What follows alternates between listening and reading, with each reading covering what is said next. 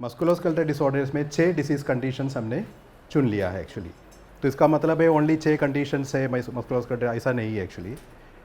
लेकिन जो हमारा जो ट्रेडिशनल मेडिसिन में, आयुष सिस्टम्स में, वेदर इट इज़ आयुर्वेदा, यूनानी या सिद्धा में, सबसे ज़्यादा पेशेंट्स रिपोर्ट कर रहे हैं। Similarly there are certain conditions which otherwise we can have a better management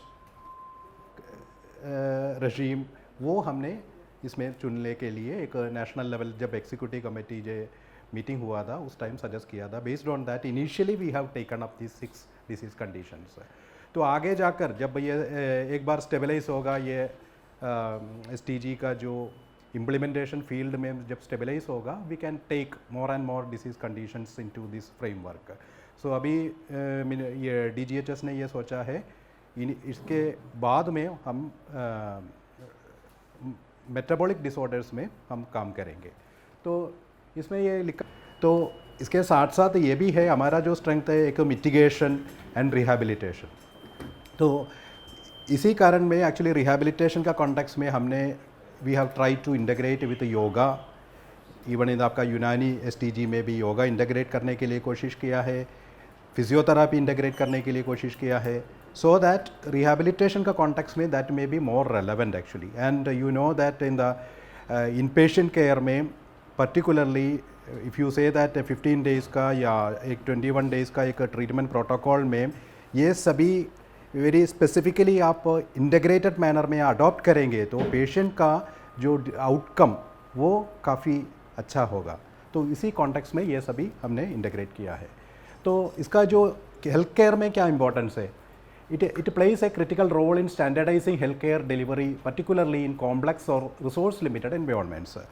तो आप ये आपके पास जो दिया है STG आप देखेंगे तो आपको देख सकते हैं 3 लेवल पर हमने इसको ये STG को एड्रेस किया है। एक तो लेवल 1 का जो इंस्टीट्यूशन से जनरली आपका Ayushman Arogya Mandir, AYUSH dispensaries, where the resources are very limited. Resources limited का मतलब क्या है, in terms of human resources, man power भी शायद एक डॉक्टर होगा, एक CHO होगा, शायद कई जगह एक फार्मासिस्ट होगा, 1-2 yoga instructor, male and female yoga instructor होगा। तो इसके अलावा आपको ज़्यादा मैन पावर सपोर्ट उधर नहीं मिल रहा है actually. And even the available essential drug list is also limited actually. And even the drug अगर आपको अवेल किया हो तो है तो भी वो suppose there will be regular continuous availability for 3 to 6 months, there after वो ख़त्म हो जाता है। तो रिप्लेनिश करने के लिए ज़्यादा टाइम भी लगते हैं। तो ये चैलेंजेस को देखते हुए कैसे हमको हमारा पेशेंट्स को कैसे मैनेज करना है, तो based on that optimal interventions which is possible at the level of Ayushman Arogya Mandir, at the level of Ayush dispensaries has been enumerated here in the first level. Second level है आपके यूनानी में भी कई जगह हम जानते हैं, जम्मू कश्मीर में, मध्य प्रदेश में और इवन उत्तर प्रदेश में एक छोटा यूनानी hospital for example 10 bedded hospital वगैरह जो है कई जगह ऑलरेडी अवेलेबल है। तो उस हॉस्पिटल में बहुत ज़्यादा multiple speciality it is not there actually. तो उस जगह कैसे हम मैनेज करेंगे नेक्स्ट लेवल में, उधर एक गवर्नमेंट का ये अप्रोच है एक्चुअली, स्मॉल लेबोरेटरी भी हम क्रिएट करें even for the 10 bedded hospital, 1-2 specialist को हम लगाते टू सपोज आपका जो जनरल मेडिसिन का कोई स्पेशलिस्ट है तो साथ साथ आपका कोई बच्चों का पीडियाट्रिक्स का कोई डिपार्टमेंट भी साथ में हो। सो 1-2 डिपार्टमेंट से ज़्यादा उसका स्कोप नहीं है। सो ऐसा वाला हॉस्पिटल्स के लिए नेक्स्ट लेवल हम बोलते हैं actually there some type of laboratory investigations में भी देयर एंड मोर इंटरवेंशंस में भी देयर, आपका इलाज विद तदबीर जैसा इंटरवेंशंस उधर शुरुआत कर सकते हैं एक्चुअली। तो ऐसा वाला इंस्टीट्यूशन को ध्यान देकर actually level 2 has been enumerated. Third level हम बोलते हैं फुल फ्लेज्ड आपका जो हॉस्पिटल है एक्चुअली, टीचिंग हॉस्पिटल्स वगैरह जो है वो उसी कैटेगरी में आता है actually. Even integrated Ayush hospital अभी हम मिनिस्ट्री ऑफ आयुष ने कई स्टेट्स में सपोर्ट किया है, कुछ स्टेट्स में यूनानी is also integrated actually.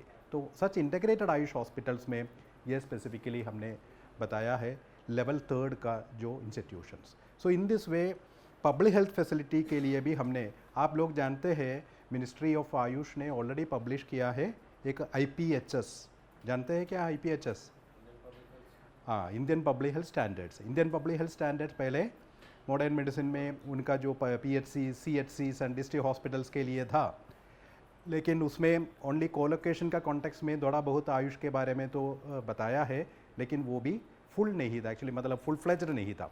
So based on that we proposed that there is a separate Indian public health standards for the AYUSH facilities wherein Ayurveda, Yoga, Naturopathy, Unani, Siddha, Homeopathy and Sova Rigpa, all these systems of medicines should have appropriate standards for implementation in the field.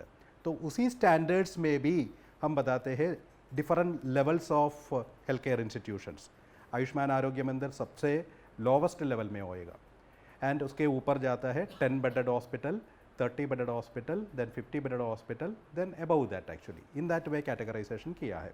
So उस health care institutions में patients को appropriately quality intervention देना है तो standard guidelines चाहिए, particularly doctors को facilitate करने के लिए स्टैंडर्ड ट्रीटमेंट गाइडलाइन चाहिए। सो बेस्ड ऑन दैट हमने ये स्टैंडर्ड ट्रीटमेंट गाइडलाइन बना दिया था। Then it will provide the consistency and standardization. There is a patient safety is ultimately important actually. How far a medicine can be prescribed, very long period, whether it is 1 साल 2 साल से suppose doctor prescribe करते हैं, अगर time नहीं बताते हैं इतनी दिन तक नहीं, इससे ज़्यादा नहीं खाना चाहिए, अगर नहीं बताएंगे तो वो तो कंटिन्यू रहेगा। पेशेंट सोचते हैं ये हमारे लिए बेनिफिट है तो हम खाते रहेंगे, हमको पता नहीं many of the preparations are metallic preparations, and patients को ये भी बताना पड़ेगा एक्चुअली, मतलब पीरियोडिकली आपका जो लिवर फंक्शन टेस्ट वगैरह कर रहे या नहीं कर रहे। So all these things are appropriately guide करना चाहिए पेशेंट्स को, so based on certain standard norms. तो वो स्टैंडर्ड नॉर्म्स भी it should be part of the standard treatment guidelines. Resource optimization, तो जब हम स्टैंडर्ड ट्रीटमेंट गाइडलाइन बताते हैं देयर आर 2-3 थिंग्स एक्चुअली। एक तो आप किस स्टेज में, किस कंडीशन में पेशेंट को कितनी मिनिमम एंड ऑप्टिमल इंटरवेंशन करेंगे, based on that what is the usage of the essential drug list. Essential drug list का all medicine whether you will prescribe, no, which is actually specifically warranted at that stage of the disease condition. Early stage में कुछ only 1 or 2 medications may be required, but later the disease conditions का जो progression आप देखते हुए उसमें आपको कुछ improvement मिला, then based on that you will change the whatever the treatment course actually. वो treatment course आप change करेंगे तो भी आपका medications का जो number of medicines will be very limited actually. तो in that way standard treatment guidelines address to specify the minimum and optimal number of medications which is required for each of the disease conditions. And suppose there is a shade of variation between different disease condition, differential diagnosis का context में, at that time whether you have to adopt an alternative strategy to manage that condition, it is also mentioned in the standard treatment guidelines. Then resource based practices, आप देखा जाएगा तो each of the chapter के पीछे एक long लंबा list of references दिया हुआ है। वो references many of them are already published in peer reviewed journals. अगर पीयर रिव्यूड जर्नल्स पब्लिश में नहीं किया है तो at least it is documented, well documented in some way or other way in many of the Unani journals or like that. So based on that this has been evolved actually. And can it lead to better patient outcomes? Obviously जब आप systematically create किया standard treatment guidelines and the patient examination protocol आप use करेंगे तो definitely there is a patient outcome तो better ही होगा actually. But उसके लिए आपको पेशेंस चाहिए and it evolves with your intervention. ऐसा नहीं है एक दिन में ये पूरा आपका फील्ड में आप तो कर सकते हैं because you are the master trainers, but actually जब फील्ड लेवल डॉक्टर्स को आप ट्रेन करेंगे तो initially they will try to accumulate all this knowledge and one by one, day by day they will assimilate this knowledge and that will be their contribution to the public health. Then एक other point that means this will also lead to Yes, even this will also lead to integration. How it will lead to integration? I can say that one is familiarize the participant with ये अभी हमने ये session ऐसा set किया है. एक तो आपको इसका STG का लार्जर कॉन्ड्यूर हम बताते, each of the disease conditions में इंटरवेंशन का स्ट्रैटेजी कैसे अडॉप्ट करना है ये बताते.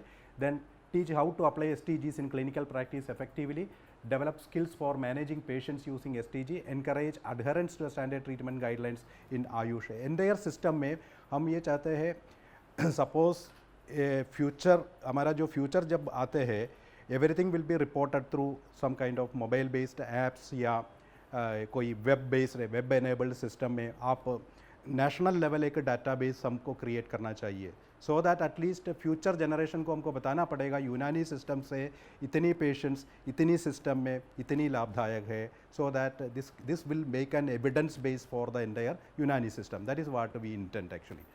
देन ये किधर किधर यूज़ होगा? एक तो इंश्योरेंस सेक्टर में अभी आपको ये जानकारी होगा many of the private insurance players are already on boarded with actually the Ayush treatment services actually. Lately in April, in 2024 April, the Insurance Regulatory Development Authority कुछ guidelines निकाला है, तो उसमें बता रहा था they have circulated to all the insurance providers that Ayush system has to be included in all your insurance packages, and for which appropriate you have to use appropriate even standard treatment guidelines also. That means whatever the assessors has to be used the STGs. So ultimately whatever STGs now we are framing, even though it is not in the same format, some kind of STGs has to be provided to the insurance assessors also, even in the Unani system. So yeah, we can consider it is an elaborate precursor for the all the future endeavors in this regard. That is one thing. Second one, integrated healthcare. This point पर मैं बताना चाहता हूँ actually. अभी ऐसा है most of the public health facilities में country में जो हो रहे public health facilities में generally there is an Ayush unit, but वो state to state vary होता है. आप लोग जानते हैं कोलोकेशन में कई स्टेट्स में कई दिक्कतें आ रहे हैं. Actually we know that actually suppose Unani system कई जगह होना चाहिए, उधर अभी भी होना बाकी है actually. And wherever it is available it will be strengthened in future actually, it will not be reduced actually. तो अगर स्ट्रेंथन कर रहे हैं तो उधर एक लेवल प्लेइंग फील्ड में आपको करना है, तो specifically you have to technically communicate with your other counterparts actually. How you will technically communicate based on certain standard guidelines. So उनको आप जब पेशेंट्स को बताते हैं या एलोपैथी डॉक्टर्स को आप बताते हैं, this is the way, this is the strength of the Unani system, this is the stage we can easily manage this disease condition. For example आप फाइब्रोमायोलजी आप बताते हैं, फाइब्रोमायोलजिया केस में generally there is a limited interventions available in conventional medicine. So there whether Unani system can be easily used as a alternative, appropriate alternative वो use कर सकते हैं. So they will start to refer such cases to you. So that is advantage that we are actually envisioning. Similarly आप लोग को भी suppose there is a actual requirement of knee replacement, ऐसा case में again we are just providing some medications. It may have certain additional benefits, but simultaneously there may be actual requirement of knee replacement where the entire cartilage has been lost. At that time you cannot say that it will be the cartilage will be regenerated. So in that condition you are appropriately required to refer the cases to the modern orthopedic surgeon actually. So in this way there is a mutual understanding of the limitations of the cases, and even in All India Institute of Medical Science now you know that in all the new aims there is a decision already taken that the Ayush departments will be, academic teaching departments will be part of the all the new aims actually. So there also appropriate research, appropriate clinical services will be enabled only if these kind of standard treatment guidelines are available actually. So on that ground also it is very important, and obviously it reduce the health cost, because ultimately we intend that now it is actually introduced in the public sector actually, the standard treatment guidelines. We will widely circulate through all the commissions, National Commission of Indian Institute of Medicines and National Commission of the Homeopathy, the respective standard treatment guidelines, we will request them to circulate to all the teaching institutions. That is one thing. Second one, we will when we are training you, you will correspondingly we expect that you train your other field level medical officers in the field. Then it will be saturating in all the public health facilities. तो इसके साथ साथ हम ये भी चाहता है future में जब क्लिनिकल अब आप जानते हैं clinical establishment rules are also coming for AYUSH. आपका स्टेट में है क्लिनिकल एस्टैब्लिशमेंट, कुछ स्टेट्स में है, लेकिन उसमें अभी रूल्स में आयुष का रूल स्पेसिफिकली कई जगह बनाया नहीं है.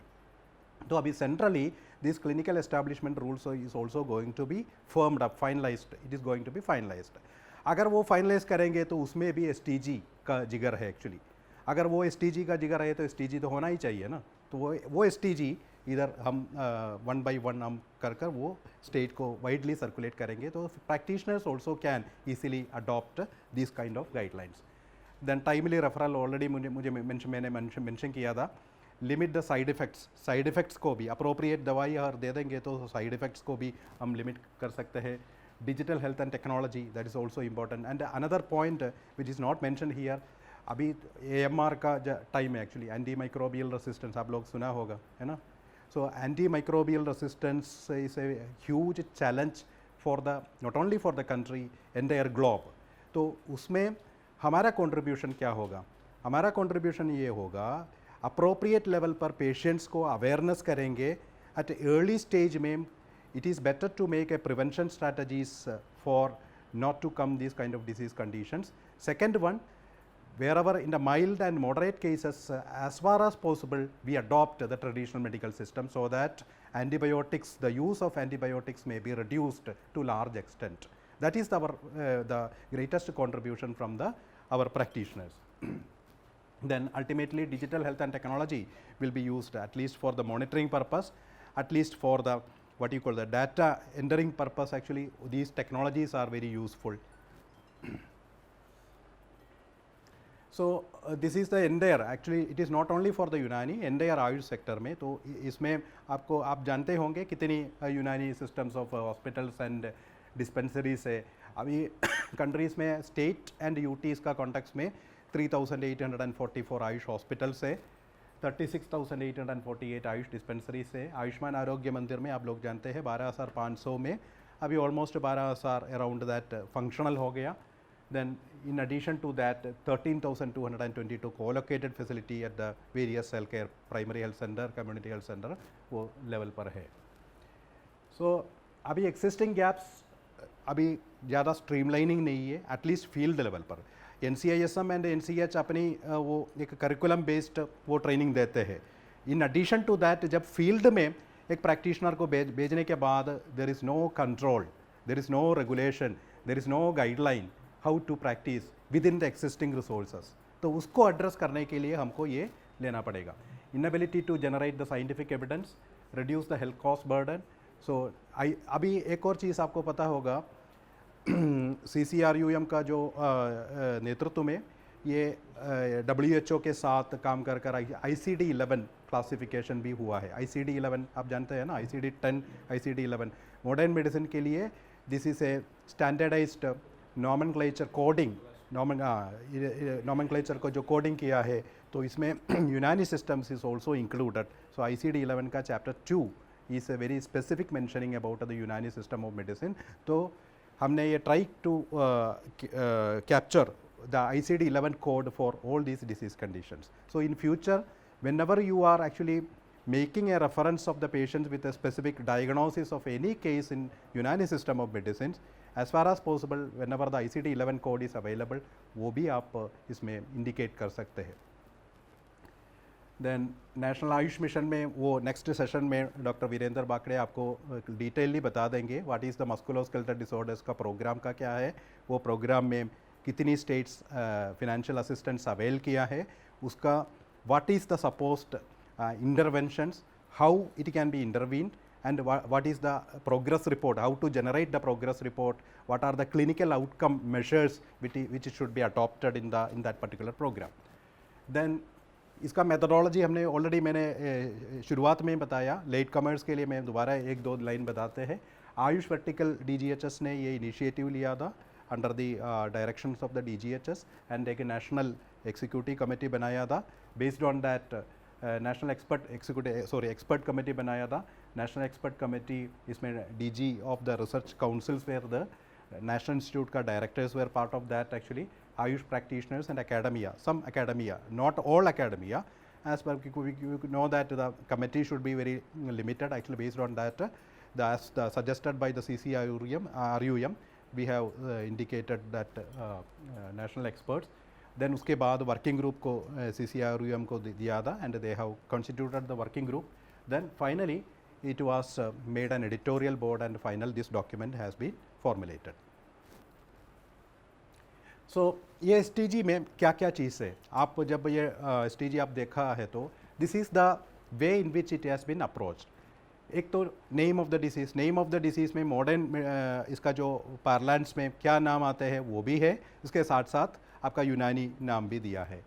Case definition, what is the case definition as per the यूर यूनानी क्लासिकल टेक्स्ट एक्चुअली, वो क्लियरली इसमें बताया है।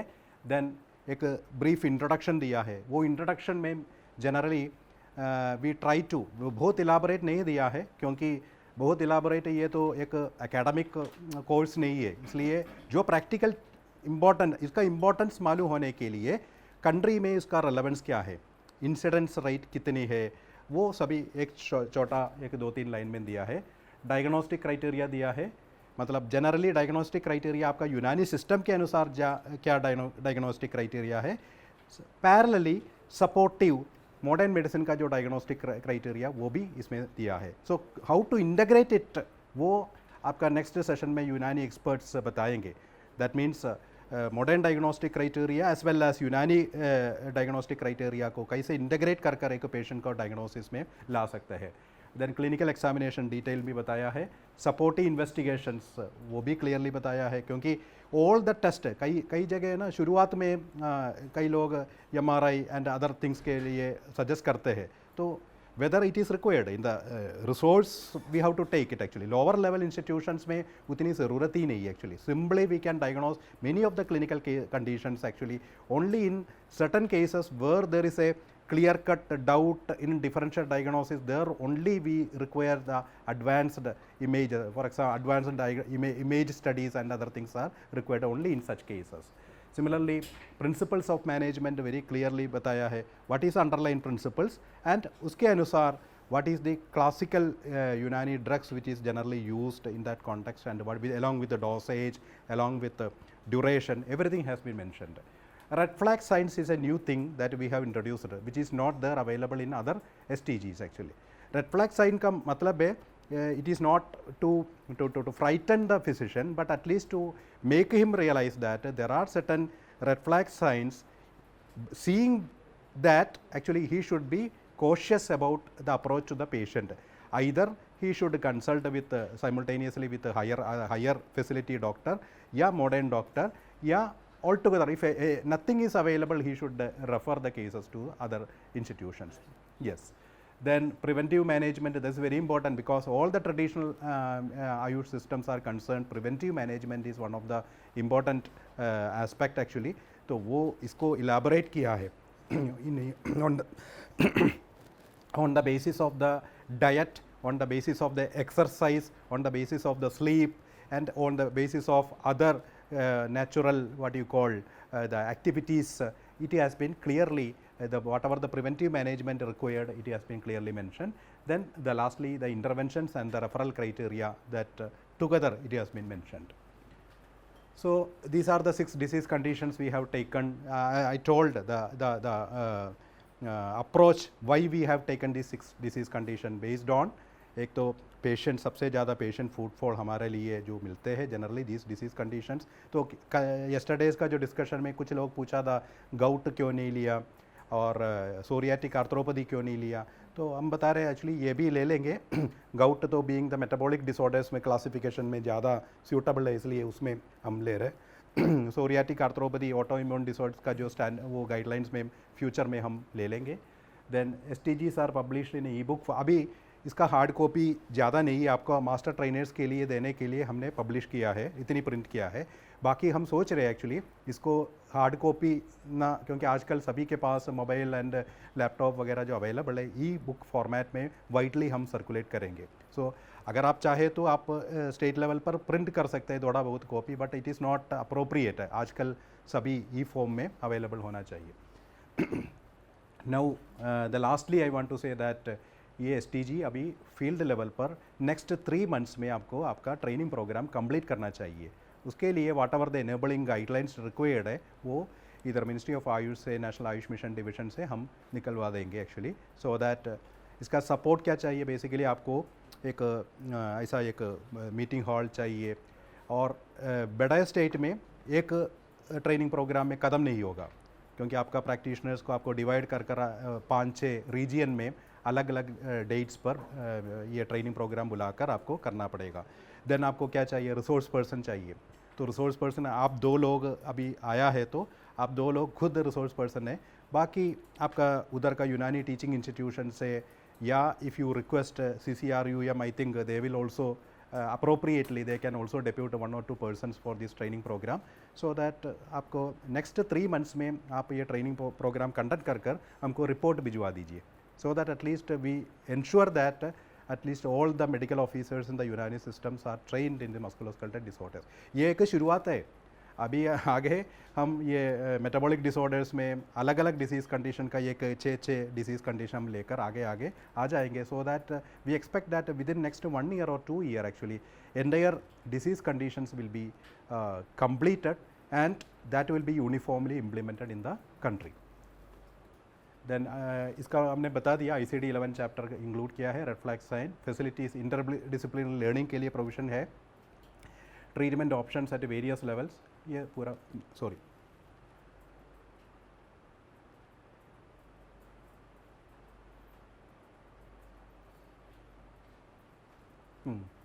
ये इसका बेनिफिशरीज आप जानते हैं, आयुष प्रैक्टिशनर्स है जो इंटीग्रेटेड सेंटर्स में, अभी एम्स का मैंने बताया था, कोलोकेटेड फैसिलिटीज़, रिसर्चर्स, ये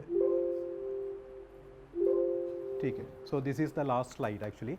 So this is only a brief way in which our approach to the STG, what we have prepared through with the coordination with the CCRUM।